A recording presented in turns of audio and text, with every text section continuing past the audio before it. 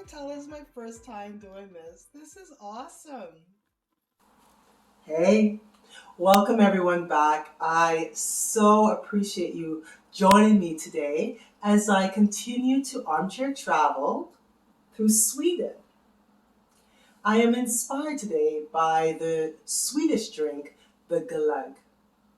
Now, this is a traditional Nordic drink, and you would enjoy this over the winter months, especially during Christmas. I read that the glögg is a must-have over the holidays. So from the 1st of Advent all the way through January 13th, which is the traditional end of the holidays. Now, the glögg was first introduced to Sweden in the 1500s, and King Gustav Vasa was the first famous person to proclaim the glögg his favorite drink. I also read an excerpt from a novel that was written in 1899, which referenced the glögg. It goes something like this. "Merry Christmas," said Erik. "Same to you. Will you accompany me to Rydberg for a glögg?" "Why not? Let's go." I love that. Well, today for my adventure, I'll be making the glögg. Shall we see how this goes together? Glögg is derived from the Swedish verb glögda, which means to heat something, in our case, wine. So essentially, the glögg is a mulled wine. Perfect. Well, to make our glögg, I could not find a consensus regarding the alcohols to use for the recipe. One talked about white rum, another vodka, bourbon, brandy. The only thing that was consistent was that you're using a dry red wine. I happen to have red wine, that's not a problem. We also are going to use some port, and I'm going to use the white rum, and we couldn't find bourbon, but I think the Jack Daniel's Tennessee whiskey is somewhat similar. We just have to figure this out together. I also need to say that because of the way this is made, you have to light the alcohol on fire. We got one take to get this right. I don't have any more alcohol to burn if we don't. So, one chance. Let's do it. Our glögg is fairly simple to make. Now, the recipe does call for a 5-to-1 ratio. So if I'm using 200 milliliters of rum and let's call it bourbon, then I'll be using 1 liter of red wine and port combination. So I'm just going to use all of my port, which is a 750 milliliter bottle. I like it. It says Ruby, and my sister's name is Ruby. Hi, sister. Beautiful. Our wine is simmering but not boiling. So now we can add the other 2 alcohols. So this is a white rum. So this is 200 milliliters of white rum. And this is 200 milliliters of Jack Daniel whiskey.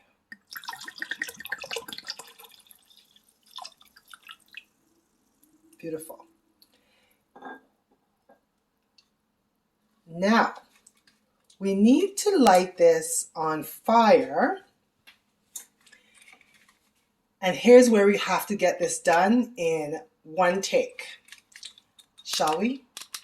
In 3, 2, 1.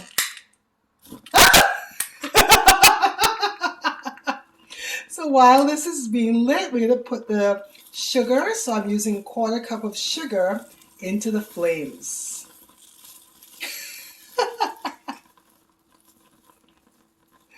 You can tell this is my first time doing this. This is awesome.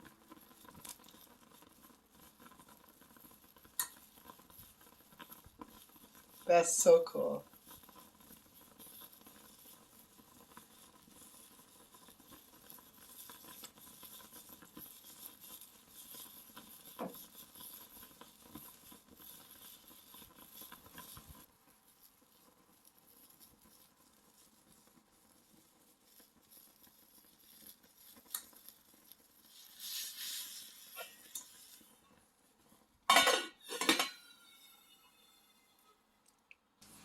As our alcohol is simmering, we can now add the spices.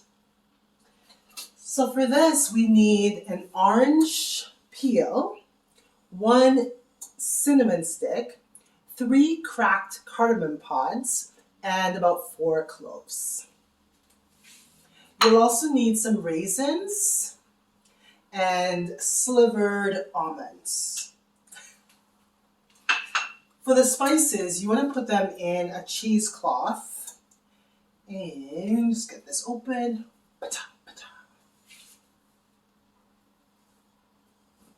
All right, so we're just going to wrap all the spices in the cheesecloth. So we're going to drop the cheesecloth in the wine. We're going to turn off the stove and let that sit until it reaches room temperature, about an hour. You also want to add the raisins. It's probably using like a half a cup of raisins and another half a cup of almonds. So that's just going to soak up that alcohol. So I've removed our cheesecloth, and now it's just time to strain our glögg. All right, ready?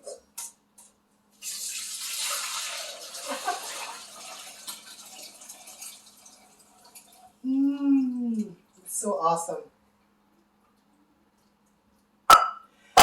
Now, we're actually going to keep those raisins and almonds because that's what you're going to use to garnish your glögg with. And for what we don't use today, we have the port bottle that we used earlier, and we just put a little label on them, Swedish glögg, and this will make a perfect gift. So I'm just going to funnel that in.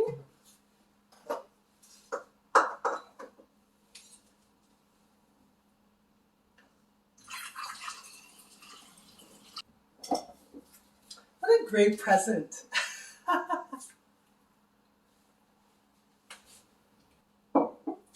But there's a little bit that we can taste together. They're served in these little coffee cups. I'm just going to take a little bit of glögg. Some of our garnish.